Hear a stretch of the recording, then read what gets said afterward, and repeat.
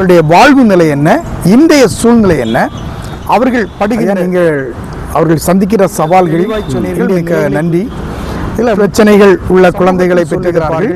இது எந்த அளவு உண்மை புரிந்து கொள்ள வேண்டிய வேலை செய்கிறதுனால எனக்கு பார்வையில்லாத பழக்கம். நம்ம கிறிஸ்தவ சமுதாயம் கற்றுக்கொள்ள ஆர்வம் ரொம்ப ஒரு 10,000 பேரில் ஒரு 2 பேர் சொல்லணும். அந்த மாதிரி பார்வை இழக்கக்கூடிய குறை பார்வை கொஞ்சம் பார்த்து எந்தெந்த துறைகளில் மிக சிறப்பாக இருக்கிறார்கள், சிறந்து விளங்குகிறார்கள், அதை குறித்து நீங்கள் எல்லாமே நல்ல கேள்விதான். ஒவ்வொன்றும் ஒரு குறைபாடு. நிறைய இடங்கள்ல பெரிய நல்ல பணிகளில் இருக்கக்கூடிய பார்வை தெரியும்.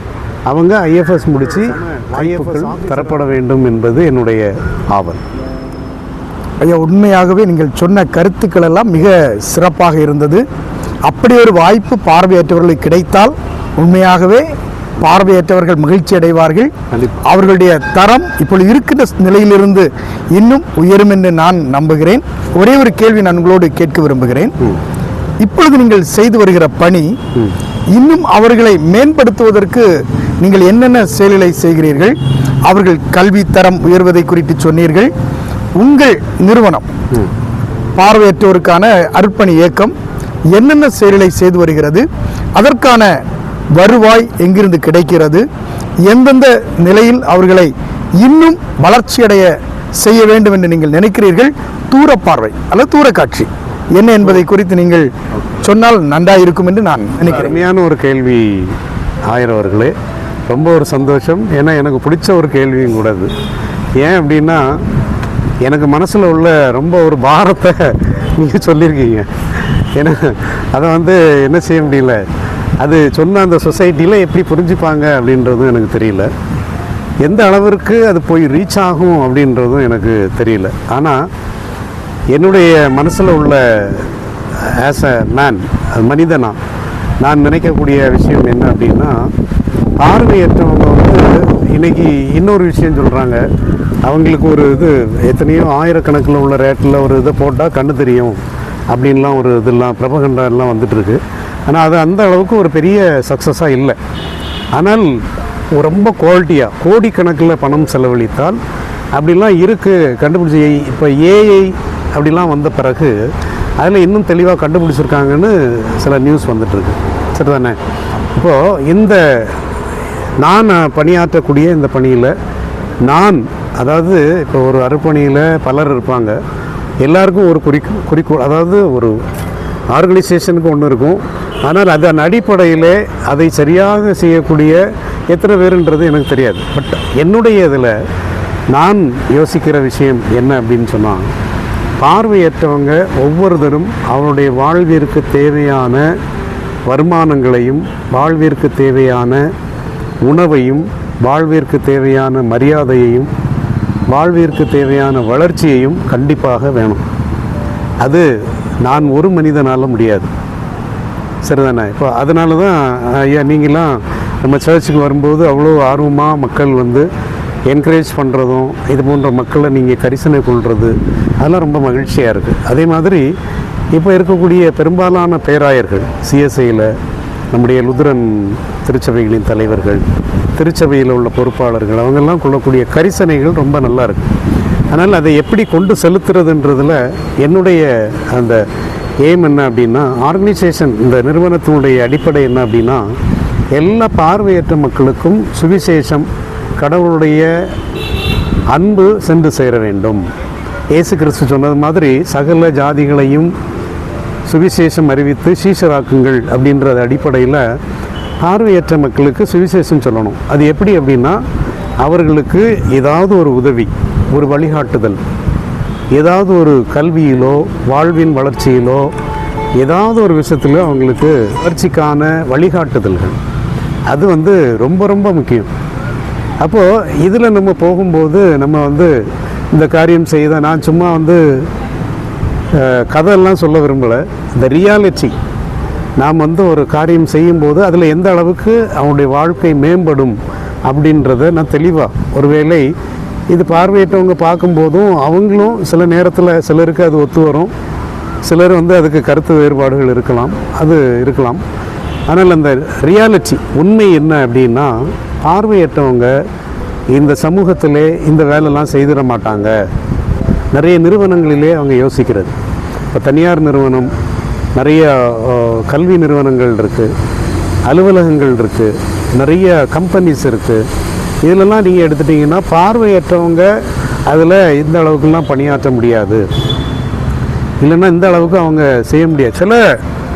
சில பிரச்சனைகள் இருக்கலாம். கல்வியிலே நீங்கள் வந்து கிளாஸ் எடுக்கிறதுல நம்மை விட அதிகமாக சிறப்பாக கிளாஸ் எடுக்கக்கூடியவங்க உண்டு. வெகு சிலர் ஒரு சுமாராக எடுக்கிறவங்க. நான் அதான் திரும்ப சொல்கிறேன், நம்மை போன்றே தான் பார்வை இல்லாதவர்கள். ஆனால் ஒன்று பார்வை இழப்பு என்பது ஒரு ஊனம்தான், அதில் எந்த மாற்று கருத்து கிடையாது. பார்வை இழப்பு என்பது அவருடைய மனநலத்தையோ அவருடைய கல்வியையோ அதை வந்து நம்ம அதை வச்சு இது பண்ண முடியாது, அவங்கள ஜட்ஜ் பண்ண முடியாது. அப்போது பார்வையற்ற சிலர் பார்த்திங்கன்னா ஒரு டாபிக் கொடுத்தீங்கன்னா 1 மணி நேரம் கூட பேசக்கூடியவங்க இருக்காங்க. நம்ம இன்றைக்கி ஏஐயில் அதை எடுத்து ஒரு டாப்பிக்கை போட்டு அப்படி எடுத்துடுறாங்க இன்றைக்கி. ஆனால் அதுலேயுமே ப்ராக்டிக்கலாலாம் நிறையா இருக்காது. சிலர் சொல்கிறாங்க அதில் அப்படி வரும் இப்படி வரும் இருக்கலாம். ஆனால் பார்வையற்றவங்க அவங்களாகவே அந்த காரியங்களை, குறிப்பாக நான் சொல்லணும் அப்படின்னா, நான் ஏற்கனவே சொன்ன அந்த சங்கர நாராயணன் அவர், நீங்கள் சொன்னி காந்தியை பற்றி நீங்கள் பேசணும்னு சொன்னீங்கன்னா அவ்வளோ பேசுவார். அதே மாதிரி ராதாகிருஷ்ணன், இந்த கல்வி சம்பந்தமான அதற்கு அடிப்படையாக இருந்த ஜனாதிபதியாக இருந்த சிபி ராதாகிருஷ்ணன், அவரை பற்றி பேசுங்கன்னா அவ்வளோ பேசுவார். ஸோ அந்த மாதிரி இந்த சமூகத்திற்கென்று பணியாற்றின மக்களை சிறப்பாக பேசுவார். அதுக்காக வேறு யாரையும் புகழ்ந்து பாட மாட்டார். இந்த ரியாலிட்டியை மிக தெளிவாக பேசக்கூடியவர். அப்போது அப்படியெல்லாம் திறமை உள்ளவர்கள் இருக்காங்க சிலர். அப்போது இந்த கல்வி என்பது குறிப்பாக அவருடைய வாழ்க்கையில் ஒரு மிகச்சிறந்த ஒரு வழிகாட்டுதலை தருது. அப்போ அது வந்து ரொம்ப முக்கியம். அடிப்படையாக பார்வையற்ற மக்களுக்கு கல்வி வேணும். அதுக்கு நம்ம கல்வி நிறுவனங்கள் இருக்குது. குறிப்பாக சிஎஸ்ஐயில் இங்கே இப்போ வந்து கன்னியாகுமரி மாவட்டத்தில் எடுத்துட்டிங்கன்னா ஐரேனிபுரம் அங்கே ஒரு ஸ்கூல் இருக்குது. திருநெல்வேலியில் அங்கே ஒரு படிக்கின்ற கல்வி கூடம் இருக்கிறது, சிஎஸ்ஐ பார்வையற்றோர் பள்ளி இருக்குது. இதே மாதிரி அங்கே மதுரையிலே பறவையிலே அரசு பள்ளி இருக்குது. அங்கே ஐஏபின்னு கூட சொல்லக்கூடிய ஒரு நிறுவனம் இருக்குது. சென்னையில் புதுமல்லியில் கல்வி படிக்கக்கூடிய இடம் இருக்குது. ஸோ இந்த மாதிரி இதில் நம்ம அவங்கள கைட் பண்ணலாம். இல்லை அவங்க இருக்கிற இடத்துல அவங்க பெற்றோருக்கு முன்னாடியே அங்கே இருக்கக்கூடிய ஸ்கூலில் அவங்கள படிக்க வைக்கலாம். இது வந்து நம்ம அதுக்கு வழிகாட்டணும் அப்படின்றது என்னுடைய அடிப்படையான குறிக்கோள். அதே மாதிரி அடுத்து அப்படி எடுத்துக்கணும். நிறைய பொதுவாக நான் வந்து எந்த இதையும் நம்முடைய மெயின்லைன் திருச்சபைகள் மெயின் இதுகளெல்லாம் நான் வந்து குறை சொல்ல விரும்பலை. பட் ஆனால் இன்றைக்கு நிறைய படித்த பார்வையற்ற மக்கள் ஒரு 10th காலேஜ் பிஎட்லாம் முடித்த பிறகு அவங்களுடைய வாழ்க்கை என்ன அப்படின்ற அந்த கேள்விக்குறி ரொம்ப இருக்குது. அதுக்கப்புறம் என்ன செய்கிறது, எங்கே போகிறது, அதை பற்றி நம்ம பெரும்பாலும் நம்ம அதை பற்றி கண்டுக்கணும். அந்த மாதிரி மக்களை என்னுடைய இது என்னென்னா, அவங்கள நம்ம ஐடென்டிஃபை பண்ணி அவங்களுக்குன்னு என்ன செய்ய முடியும். ஒருவேளை ஸ்கூல்லலாம் நம்ம கல்லூரி ஸ்கூல்ஸ்லலாம் போய் நீங்கள் இந்த தனிப்பட்ட ரெகுலேஷன் போன்ற ஸ்கூலில் இங்கிலீஷில் நல்ல கிளாஸ் எடுக்கக்கூடியவங்களாம் இருக்காங்க. அப்படிலாம் போய் கேட்கும்போது உங்களுக்கு தெரியும் இன்ஸ்டிடியூஷனில் எவ்வளோ வேலை இருக்கும் அப்படின்னு. டீச்சிங் மட்டும் வேலை கிடையாது. ப்ரைவேட்டில் போனோன்னா அப்படி நிறைய வேலைகள் இருக்கும்ல. பார்வையிட்டவங்க அதை செய்ய முடியாது. ஸோ அப்படி வரும்போது அவர்களை வைத்து நம்ம பெரிய சம்பாதிக்க முடியாது. என்ன ஒரு ஹெல்ப் பண்ணலாம், ஒரு பார்வையற்றவருக்கு வாழ்வியல் கொடுக்கலாம். மாதம் ஒரு 10,000 ரூபா நம்ம சம்பளம் கொடுத்து அவர் வந்து இந்த கிளாஸ் எடுத்து அவருக்கு ஒரு பெரிய உதவி செய்கிறது மாதிரி அது நமக்கு ஒரு கொடையாக கடவுளுடைய ஆசீர்வாதம் நமக்கு இருக்கும். அதில் மாற்று கருத்து இல்லை. கண்டிப்பாக அப்படி செய்தால் அது உண்டு. நம்ம அது எத்தனை பேர் செய்ய போகிறோம் அப்படின்றது எனக்கு தெரியல. இது ஒன்று. அப்போது அதுக்கு அடுத்து இந்த மாதிரி வந்து அவங்களுக்கு அது நீங்கள் வந்து அப்படி செலக்ட் பண்ணும்போது அவங்க டீச்சிங் எப்படி பண்ணுறாங்க இதெல்லாம் பார்த்து கூட நீங்கள் எடுக்கலாம். அதை தெரிந்து கொண்டு கூட நீங்கள் எடுக்கலாம். நல்ல திறமைசாலிகள் நிறைய பேர் இருக்காங்க. அப்போது இந்த மாதிரி அதெல்லாம் அவங்களுக்கு சரி முடியல, அந்த மாதிரி இதில் போக முடியல அப்படின்னா ஒரு சின்ன ஒரு வியாபாரம் செய்து பிழைக்கிற மாதிரி. இப்போ நிறைய பேர் பார்த்திங்கன்னா கடலை மிட்டாய், பேனா இந்த மாதிரிலாம் வியாபாரம் செய்து பிழைக்கிறவங்க இருக்காங்க. சில இடங்கள்லே இந்த பார்வையற்றவங்களுக்காக நான் வந்து விற்கிறேன் அப்படின்னு சொல்லி ஏமாற்றுறதெல்லாம் பார்க்குறோம். அதை மக்கள் தெளிவடைஞ்சிக்கணும். பார்வை இல்லாதவர் வந்தால் நீங்கள் அவர்கிட்ட நீங்கள் அதுக்காக பார்வை இல்லாதவர்னு சொல்லும்போது நீங்கள் இது பண்ணுங்கள். ஆனால் பார்வை இல்லாதவர் அவர் வந்து நான் அது வச்சுருக்கோம் இது வச்சுருக்கோன்னு சொல்லி வர்றவங்கள நீங்கள் கொஞ்சம் கேர்ஃபுல்லாக இருக்கும். அப்போது அப்படி வரும்போது அவங்களுக்குன்னு வாழ்வாதாரம் ஒரு 1000 1500 ரூபாய்க்கு நாங்கள் வந்து பொதுவாக யாருக்குமே பணமாக உதவி செய்கிறதில்ல. எப்போவுமே 1000 அவர்களுக்கும் தெரியும், பொருட்களாகத்தான் நம்ம அவங்களுக்கு கொடுப்போம். பெரும்பாலும் அது எல்லாருக்கும், அந்த நன்கொடையாளர்களுக்கும் திருச்சபைகளுக்கும் தெரிந்து தான் அதை கொடுக்குறோம். பப்ளிக்கில் தான் அதை கொடுப்போம். அதே மாதிரி எந்த ஒரு ரூபாய் வந்தாலும் அதுக்கு உடனே அதுக்கு ரசீது கொடுப்போம். ஸோ அது வந்து கடவுளுடைய கிருபையால் இன்றளவும் இந்த பணிகளை உண்மையோடு செய்வதற்கு கடவுள் உதவி பண்ணியிருக்காங்க. அப்போது அந்த வியாபார பொருட்கள், அதாவது கடலை மிட்டாய், கொக்கோ மிட்டாய், அதே மாதிரி இந்த பேனா, சில இடங்களிலே இந்த சீப்பு கண்ணாடி, சென்னையிலலாம் பார்த்திங்கன்னா மல்ச்சி இது இருக்கும், அதெல்லாம் நிறையா வச்சுட்டு அப்படி ட்ரெயினில் வருவாங்க. அந்த விசில் அப்படிலாம் வச்சுருப்பாங்க, இப்படி நிறையா வச்சுருப்பாங்க. ஸோ அந்த மாதிரி விஷயங்களுக்கு நம்ம ஹெல்ப் பண்ணலாம். நம்ம வந்து அதை கொடுத்து அவங்க வாழ்க்கையை மேம்படுத்துறதுக்கு பெருசாக வந்துட முடியாது. ஆனால் அன்றாட தேவைகள் சந்திக்கப்படும். அந்த அடிப்படையாக நான் வந்து இந்த பணியில் 98ஆம் ஆண்டு இணைந்தேன் அப்படின்னு சொன்னேன். நான் 2000 ஆண்டில் நான் அந்த ஓரளவு அதில் அந்த கண்டுபிடிச்சதில் விஷயம் என்ன அப்படின்னா, பார்வையற்ற மக்களுக்கு அவர்கள் வாழக்கூடிய இருக்கக்கூடிய இடத்துல கம்யூனிட்டி பேஸ் ரீஹாபிலிட்டேஷன் என்று சொல்லக்கூடிய CBR அப்படின்றத இந்த நிறுவனத்தின், இந்த அருட்பணியின் ஃபவுண்டர் சாம் தனசீலன் அவரோடு சேர்ந்து நாங்கள் டிஸ்கஸ் பண்ணோம். ஆனால் அதை பெருசாக நமக்கு அதை சரியாக அவங்களால சரியாக செய்ய முடியல. அதுக்கப்புறம் அப்படியே அதை சரியாக இது பண்ண முடியல. ஆனால் நான் இருக்கக்கூடிய எல்லா இடங்களிலும் அதன் அடிப்படையிலேயே அவங்களுக்கு சில வழிகாட்டுதல்களை கொடுக்குறோம். அதான் இந்த வியாபார பொருள். இப்போது எடை பார்க்கும் கருவி அப்படின்ற ஒரு எடை பார்க்கும் கருவி ஒரு 1500 ரூபாயிலிருந்து 2000 ரூபாய்க்குள்ள அந்த எடை பார்க்கும் கருவி விலை. அது 2000 ரூபான்னு ஒரு நன்கொடை. அதில் வந்து ஒரு பார்வையற்றவருக்கு ஒரு 5 வருஷம் அந்த எடை பார்க்கும் கருவியை அவர் வச்சுப்பார். அவருடைய தோளில் நான் பார்வையற்றவன், உங்கள் எடையை சரிபார்க்க ரூபாய் 10. இப்போ நான் முன்னால் 5 ரூபாய் இருந்து இப்போ 10 ரூபாய் நான் அவங்களுக்கு ஒரு உதவியாக. அப்போது ஏன் பார்வையற்றவர்னு போடுறோன்னா அவர் காசு கொடுங்கன்னு இருக்காக இல்லை, ஏன்னா அவர் பார்த்து சொல்ல முடியாது அந்த எடையை. சரிதானே ஐயா? ஆமாம். ஏன்னா அவரை பார்த்து சொல்ல முடியாதனால நான் பார்வையற்றவன், உங்கள் எடையை சரிபார்த்து கொள்ள ரூபாய் 10 அப்படின்னா நீங்கள் பார்த்துக்கணும். அப்போ அது அவருக்கு ஒரு வருவாய். எங்கேயாவது ஒரு ஜங்ஷனில், பஸ் ஸ்டாண்டில் எங்கேயாவது அவங்க நிற்கும்போது அதில் ஆங்கிலத்திலும் அதில் அந்த போர்டில் இருக்கும், I am a blind person, check your wait ₹10 அப்படி இருக்கும். ஸோ அப்போ அந்த மாதிரி அது ஒரு வாழ்க்கை சம்மந்தமாக. சிலர் வந்து அவங்க இருக்கக்கூடிய இடத்துலையே ஒரு சின்ன பெட்டி கடை, அதில் கொஞ்சம் பொருட்கள், பேனா, பக்கத்தில் ஏதாவது ஸ்கூல் அப்படின்லாம் இருந்ததுன்னா அதில் அதை வச்சு அதில் ஒரு வருமானம் அவங்க பெறுறாங்க. சிலர் அந்த பொருட்களை கொண்டு போய் வியாபாரம் பண்ணுறவங்க இருக்காங்க. அங்கங்கே போய் பேனா, அந்த மாதிரி கடலை மிட்டாய் இதெல்லாம் வியாபாரம் பண்ணுறவங்க இருக்காங்க. அவங்களே எடை பார்க்கும் கருவியும் ஒன்று வச்சுருப்பாங்க. சில நேரம் சேல் ஆகாது. அப்போ அந்த ஜங்ஷனில் போய் அதை கொஞ்சம் நேரம் அதை வச்சுட்டாங்கன்னா அதில் ஒரு 100-200 ரூபா வந்துடும். ஸோ அப்போ அது அவங்களுக்கு ஒரு குடும்பத்துக்கு இன்றைக்கி குறைந்தது ஒரு 500 ரூபாய் ஒரு குடும்பத்துக்கு இருந்தால் தான், 500 ரூபாய்ன்றது எனக்கு தெரிஞ்சு குறைவு தான் நினைக்கிறேன். ஏன்னா அவங்க உணவு, அரிசி, எல்லா இதுகள்லையும் இப்போ அரிசி வந்து கவர்மெண்ட்டில் அரசில் கொடுக்குறாங்க. அது எப்படி இருக்குன்னு உங்களுக்கு தெரியும். நிறைய இடங்களில் சில நேரம் அது நல்லா இருக்குது, அதை பயன்படுத்துகிறாங்க. அடுத்து சின்ன இந்த மாதிரி இருக்கிறதுனால ஸோ அது ஒரு அடிப்படையாக இருக்குது. இப்போ எடை பார்க்கும் கருவி அது போக அவர்களுக்கு வந்து ஒரு டீமாக சேர்ந்து, என்னுடைய இது என்ன அப்படின்னு சொன்னால், ஒரு டீமாக சேர்ந்து அவங்க ஏதாவது ஒரு ப்ராடக்ட் பண்ணி அவங்களே சேல் பண்ணணும். அதில் நிறைய சிக்கல்கள் இருக்குது. இப்போ வந்து அந்த பாக்கு மரத்தில் உள்ள அந்த மட்டையை கொண்டு பிளேட்டு செய்கிறதெல்லாம் முன்னால் பிளான் பண்ணோம். அதெல்லாம் செய்து அவங்க கொஞ்ச நாள் சேல் பண்ணுவாங்க. ஆனால் கொஞ்ச நாள் ஆன பிறகு கொஞ்சம் கஷ்டம் வரும்.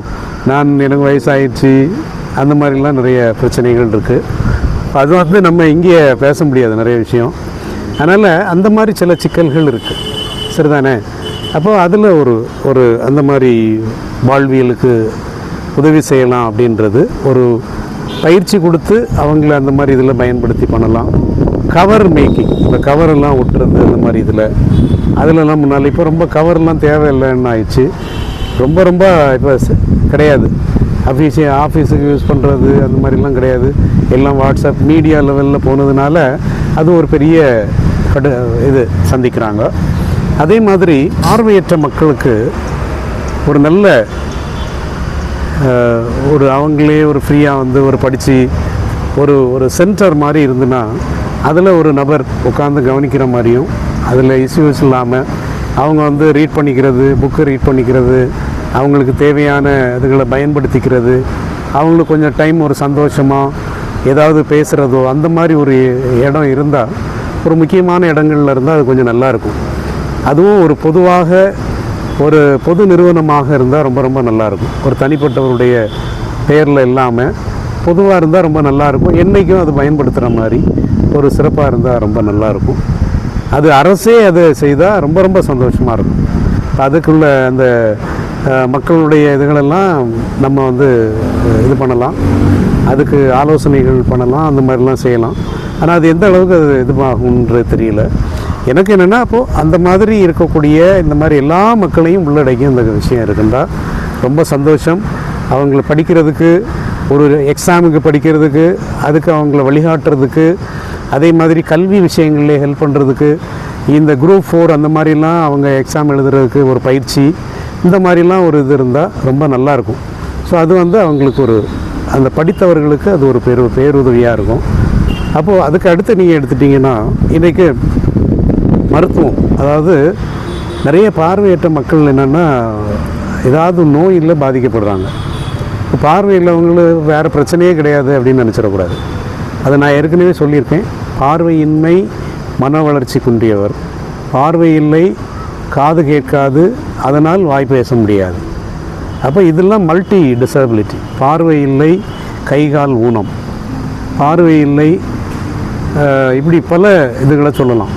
கடினமான நோய்கள் அதோடு சேர்ந்து, ஏன் புற்றுநோய், பார்வையின்மையிலே புற்றுநோய், இப்படிலாம் பல இதில் இருக்காங்க. அந்த மாதிரிப்பட்டவங்களுக்கு அவங்களுடைய தேவைகளை அறிந்து, அதாவது சும்மா வந்து நம்ம ஏதோ இது பண்ணுறோம் அப்படின்னு சொல்கிறதுக்காக இல்லை, தெளிவாக அவங்களுடைய சூழ்நிலைகளை புரிந்து, குறிப்பாக சிலருக்கெலாம் நீங்கள் பார்த்தீங்கன்னா அவங்களுக்குன்னு ஒரு இடம் இருக்கும், ஒரு செண்டோ கொஞ்சம் இடம் இருக்கும், அதில் அவங்களுக்கு ஒரு ஓலைக்கூரை அந்த மாதிரி இருக்கும்.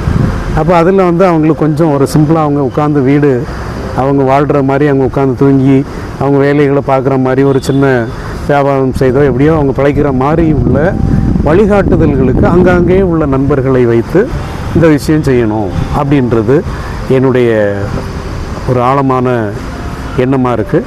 அதே மாதிரி அவங்க வாழ்க்கை மேம்படுறதுக்கு என்னென்னலாம் செய்ய முடியுமோ அதுக்கெல்லாம் நம்ம வந்து சரியான வழிகாட்டுதலோடு, நிறைய வாலண்டியர்ஸ், நண்பர்கள், அதாவது ஆயர்கள் வந்து நமக்கு ஒரு உதவி செய்ய முடியும், வழிகாட்ட முடியும். ஆனால் நிறைய வாலண்டியர்ஸ் நமக்கு வேணும். நிறைய அங்கங்கே உதவி செய்யக்கூடிய மக்கள். உதவி செய்கிறதுனா காசு மட்டும் இல்லை, ஒரு விஷயங்களை நம்ம செய்யும்போது அந்த மக்களுக்காக அந்த காரியங்களை சரியாக செய்வதற்கும், அதிலே இந்த வாலண்டியர்ஸாக பணியாற்றுவதற்கும் நிறைய வாலண்டியர்ஸ் நிறைய வேணும். ஸோ அது ரொம்ப இன்றைக்கெலாம் ரொம்ப கஷ்டமாக தான் இருக்குது. நிறைய பேர் வந்து ஒரு சிலர் அப்படி வராங்க, நிறைய பேர் அப்படி வேணும். ஸோ அது வந்து பார்வையற்ற மக்கள் வாழ்வு மேம்படுறதுக்கு ஒரு பேருதவியாக இருக்கும். ஸோ இந்த மாதிரி நிறைய பயிற்சிகள் கொடுக்கலாம். இது போன்ற, அதாவது பார்வையற்ற மக்களுடைய அந்த வாழ்விற்கு தேவையான, அவங்க வாழ்விற்கு தேவையான வளர்ச்சிகள், முன்னேற்றங்கள் இந்த மாதிரி நம்ம செய்யலாம். அதில் இன்னும் சிலருக்கு வந்து வேலைக்கெல்லாம் போக முடியாது. ஏன் அப்படின்னா பார்வை இருக்காது, ஹை சுகராக இருக்கும், எங்கேயும் போக முடியாது, ப்ரெஷர் இருக்கும், இப்படிப்பட்ட பாதிக்கப்பட்ட மக்கள் இருக்காங்க. அவங்களுக்கு எடுத்துட்டிங்கன்னா ஏதாவது உதவி, நம்ம எப்போது மாதத்துக்கு ஒரு காயோ அந்த மாதிரி மாதம் ஒரு முறை, அதான் எனக்கு தெரிஞ்சு ஒவ்வொரு மாவட்டத்திலும் அந்த மாதிரி மக்கள் இருக்காங்க. கன்னியாகுமரி மாவட்டத்தில் எடுத்துட்டோம்னா ஒரு வீட்டில் 2 பொம்பளை பிள்ளைங்க, அவங்க அம்மா, அவருடைய தந்தை வந்து அவருடைய பெயர் வந்து மகிழ்ச்சி. அவர் இறந்து பல ஆண்டுகள் ஆயிற்று. அண்டை மார்க்கெட் பக்கம் அவங்க அதில் மேரி பிஸ்மா அப்படின்ற ஒரு பார்வையற்ற பெண், அவங்களுடைய தங்கை பார்வையற்றவள். அந்த பார்வையற்ற பெண் மன வளர்ச்சி சத்தம் போட்டுக்கிட்டே இருப்பாங்க. அவங்க அம்மாவுக்கு ஒரு கண் தெரியாது. அப்போ அவங்களுக்கு வேறு எந்த ஒரு வேலைக்கும் போக முடியாது. இப்போ அந்த மாதிரிப்பட்டவங்களுக்கு இந்த மளிகை பொருட்கள், அதாவது நம்ம தொடர்ந்துலாம் நம்ம உதவி செய்ய முடியலை. ஏன்னா நமக்கு பல தேவைகள் இருக்குது. அதை குறிப்பாக என்ன அப்படின்னா, பார்வையற்ற மக்களுக்கு சுவிசேஷன் சொல்கிறோன்னு சொன்னேன். அவங்களுக்கு ஆடியோ பைபிள், ஊன்றுகோல், அது நடந்து போகிறதுக்கு ஊன்றுகோல், அவங்க பைபிளில் வேத வசனத்தை கேட்குறதுக்கு ஆடியோ பைபிள், அதே மாதிரி அந்த எடை பார்க்கும் கருவி, வியாபார பொருள். ஐயருடைய சர்ச்சுக்கெலாம் போகும்போது அப்படிலாம் ஆயர்கள் மூலமாகவே அதை ப்ரேயர் பண்ணி கொடுக்குறோம். அதுக்கு முன்னாடி செய்யக்கூடிய அந்த உதவியை அடுத்தடுத்த திருச்சபைகளில் இந்த மிஷினரி உதவிகள் போக உள்ள விஷயங்களை அப்படி நம்ம செய்கிறோம். டைரெக்டாக நேரடியாக அதை செய்கிறோம். அதனால் அந்த மாதிரிலாம் காரியங்கள் இருக்கிறதுனால அந்த மாதிரி தேவைகள் சந்திக்கப்படணும். மளிகை பொருட்கள் ஒரு மாதத்திற்கு குறைஞ்ச ஒரு 500 ரூபா, ஒரு 1000 ரூபாய்க்கு கொடுத்தோன்னா ஒரு மாதம் ஓட்டிடுவாங்க. அதே மாதிரி அவங்களுக்கு தேவையான அரிசி வந்து வேறு இதில் கிடைக்கும், ரேஷன் கிடைக்குது. சில நேரம் அது நல்லா இல்லை. அப்படி இருக்கும்போது நம்ம அது சம்மந்தமாகவும் கொஞ்சம் அரிசிகளும் நம்ம கொடுத்து உதவிக்கலாம். இந்த மாதிரி ரொம்ப பாதிக்கப்பட்ட பார்வையற்றவங்க குறைஞ்சது நம்ம டிஸ்ட்ரிக்ட் குமரி மாவட்டம், கன்னியாகுமரி மாவட்டத்துலேயும், அதே மாதிரி நம்ம மதுரையில், நம்முடைய திருநெல்வேலி, சென்னை போன்ற இடங்கள்லாம் பல 100 கணக்கில் இருக்காங்க. சிலர் அங்கே உதவி செய்கிறாங்க. ஆனால் அது ஒரு போதுமான அளவு இல்லை. அதே மாதிரி அந்த பிள்ளைகளுடைய எதிர்காலம் என்ன அப்படின்றது கேள்விக்குறி. அந்த 2 பார்வையற்ற பிள்ளைங்க, அவங்க தந்தை இல்லை, அவங்க அம்மா அந்த மாதிரி கிட்டத்தட்ட 50-60 கிட்ட இருக்கும் வயசு. இந்த மேரி விஸ்மான்ற பெண்ணுக்கு ஒரு 25லேருந்து 30க்குள்ளே இருக்கும். அவங்களுடைய தாய்க்கு பிறகு அவங்களுடைய வாழ்க்கை என்னவாகும், அந்த தங்கையை எப்படி பராமரிக்க முடியும். ஸோ இந்த மாதிரிலாம் நிறைய சிக்கல்கள் இருக்குது. அதனால் அந்த மாதிரி விஷயங்களை நம்ம ஏதாவது ஒரு இந்த மாதிரி சில உதவிகள் அப்பப்போ நம்ம செய்கிறோம். நான் நேரடியாக போய் தான் நான் பண்ணுறோம். அந்த மாதிரி அந்த பக்கம் இருக்கக்கூடிய ஆயர்களையும் அதுக்கு நம்ம பயன்படுத்துகிறோம். அவங்களை அழைத்து அங்கே வச்சு இந்த உதவிகள் செய்கிறோம். திருச்சபைகளில் வச்சு இந்த மாதிரி உதவிகள் எல்லாம் செய்கிறோம். ஒரு ஆடியோ பைபிள் 1000 ரூபாய், ஒரு ஊன்றுகோல் எடுத்திங்கன்னா ஒரு 500 ரூபாய், இந்த வியாபார பொருள் ஒரு 1500லேருந்து 2000 ரூபாய், ஒரு பணியாளர் மிஷினரியை தாங்கணுன்னா ஒரு 5000 ரூபாய் மாதம். அதுக்குள்ளே ரிப்போர்ட்லாம் அவங்களுக்கு கரெக்டாக 15ஆம் தேதிக்குள்ளே போகும். சில திருச்சபைகள் உதவி செய்கிறாங்க. பெரும்பான்மையான மக்கள் இதற்காகவும் உதவி செய்யணும் அப்படின்றது என்னுடைய கோரிக்கை. இன்னும் இந்த பணி நிறைய செய்கிறதுக்கு வாலண்டியர்ஸ் வேணும். ஏன்னா முழு நேர பணியாளர்களை வச்சு பெருசாக நம்ம பணி செய்ய முடியுமான்னு தெரியல. நான் இந்த தென் தமிழகம் அளவில் ஒவ்வொரு டிஸ்ட்ரிக்ஸ்லேயும் வருஷத்துக்கு ஒருக்க அவங்களுடைய அந்த ஆயர்கள், பேராயர்களுடைய தலைமையில் சில ப்ரோக்ராம்ஸ் நடத்தும். இப்போ அதில் நிறைய பார்வையற்ற மக்கள் வர்றாங்க. அவங்களுக்கு நல்ல ஒரு வாழ்வியலுக்கு தேவையான ஆலோசனை, நல்ல ஆண்டவருடைய ஒரு செய்தி, அதில் சில உதவிகள் அப்படிலாம் நம்ம கொடுக்குறோம். அதெல்லாம் நன்கொடையாளர்கள், வாலண்டியர்ஸ் மூலமாக தான் அந்த காரியங்கள் செய்கிறோம். ஸோ இந்த மாதிரி அந்த பணிகள் நடைபெறுது. இதுக்கெல்லாம் நீங்கள் எல்லாம் இந்த பணிகளுக்காக ஜெபிக்கும்படி அன்போடு நான் கேட்டுக்கொள்கிறேன். அதே மாதிரி உங்களால் முடிந்தால் நீங்கள் ஒரு தன்னார்வலராக, இந்த பணியில் ஒரு பார்ட் டைம் பணியாளராக நீங்கள் இந்த பணியிலே இணைந்து பணியாற்ற அன்போடு நான் அழைக்கிறேன். தாராளமாக ஆயர் மூலமாக ஒருவேளை அவங்க எனக்கு நம்பர் கொடுத்தாங்கன்னா அது ரிலேட்டடாக நீங்கள் தொடர்பு கொள்ளலாம். இந்த மாதிரி நம்ம எல்லாம் இணைந்து இந்த பணிகளை சிறப்பாக செய்வோம். அதே மாதிரி நீங்கள் எடுத்துட்டிங்கன்னா நிறைய இண்டிவிஜுவல்ஸ் இருக்காங்க. நீங்கள் இன்றைக்கி பார்த்தீங்கன்னா நிறைய தனிப்பட்ட நபர்கள், சிலர் பார்வையற்ற மக்களை ரொம்ப இழிவாக பப்ளிசிட்டி பண்ணுறதை பார்க்குறோம். எப்படின்னா, பார்வை இல்லாதவங்களுக்கு நான் சோறு ஊட்டினேன், இல்லாதவங்களை நான் தூக்கி கொண்டு போனேன். இதெல்லாம் தவறான இன்டர்பிரிட்டேஷன். அதே மாதிரி பார்வையற்றவர்களை தவறாக பயன்படுத்துகின்ற சிலர் இருக்காங்க. அதனால் அந்த மாதிரி விஷயங்களில் நம்ம தெளிவாக இருந்து நாம் செய்கின்ற உதவிகள், பணிகள் எல்லாம் முடிந்த அளவுக்கு சரியான ஒரு பணியாக இருக்க வேண்டும் அப்படின்ற என்னுடைய வேண்டுகோள். அதனால் நம்ம எல்லாம் இணைந்து இந்த பணியினை சிறப்பாக செய்யறதுக்கு உங்களை போன்ற மக்களுடைய, நம்ம ஆயரை போன்ற ஆயர்களுடைய, திருச்சபை தலைவர்களுடைய பேராதரவு தொடர்ந்து இருக்கிறது, இன்னும் வேண்டும் என்பது தான் என்னுடைய வேண்டுகோள். எனவே நான் இந்த அருமையான பேட்டியை ஆயர் அவர்கள், நாங்கள் என்ன பிஸி ஷெட்யூல் இருந்தாலும் அதில் நிறைய நாள் பிளான் பண்ணி இன்றைக்கி இந்த வாய்ப்பு கிடச்சிது. ரொம்ப சந்தோஷம். அதுவும் திரு ஜஸ்லின் ராய் அவர்களோடு அந்த பேட்டியை நான் கொடுக்குறது ரொம்ப மகிழ்ச்சியாக இருக்குது. அதனால் அவங்க நிறைய விதத்தில் உதவி செய்யக்கூடியவங்க, அதையும் சொல்லணும்ல நான். அதனால் அதை அவங்க எங்கேயும் சொல்கிறதில்ல, பட் நான் சொல்கிறேன். அதனால் இது போன்ற இந்த ஆயர்கள் நிறைய பேர் இருக்காங்க. குறிப்பாக இவர்கள் ரொம்ப ஆர்வம் உள்ளவங்க. நிறைய வருஷமாக நாங்கள் ஒரு நண்பர்களாக அவர்களும் உறுதுணையோடு இந்த பணிகள் எல்லாம் செய்துட்ருக்கோம். ஸோ கடவுளுக்கு நான் நன்றி சொல்கிறேன். இதை பார்க்கின்ற இன்னும் என்னை அழைத்து அன்போடு பேட்டி எடுத்த ஆயருக்கும், அதே போன்று பார்க்கக்கூடிய அனைத்து திருச்சபை மக்களும் மற்றும் அனைத்து மக்களுக்கும் என்னுடைய மனமார்ந்த நன்றியை தெரிவித்துக் கொள்கிறேன். உங்களுக்கு ஏதாவது சந்தேகங்கள் இருந்தால் தாராளமாக நீங்கள் எனக்கு கால் பண்ணலாம், கருத்துக்கள் இருந்தால் தெரிவிக்கலாம். இன்னும் இதில் நிறைய விஷயங்கள் இருக்குது. முடிந்தால் வரக்கூடிய காலங்களில் அதை நம்ம செய்யலாம். நன்றி. மிக்க நன்றி. இவ்வளோ நேரம் என்னோடு கூட இருந்து ஏறத்தாழ 1 மணி நேரத்துக்கு மேல் உட்கார்ந்து நாம் பேசியிருக்கிறோம். இன்னும் அநேக கேள்விகள் என்னிடம் இருக்கிறது. வாய்ப்பு கிடைத்தால் இன்னொரு நாள் நாம் மேற்கொண்டு சந்திப்போம். இந்த நாளிலும் மிக பொறுமையாக ஒவ்வொரு நிகழ்வையும் சொல்லி விளக்கி புரிய வைத்ததற்காக நன்றி தெரிவித்துக் கொள்கிறேன். தொடர்ந்து உடைய பணி சிறக்க என் வாழ்த்துக்கள். ஆண்டவர் உங்களை ஆசீர்வதிப்பார். Thank you so much.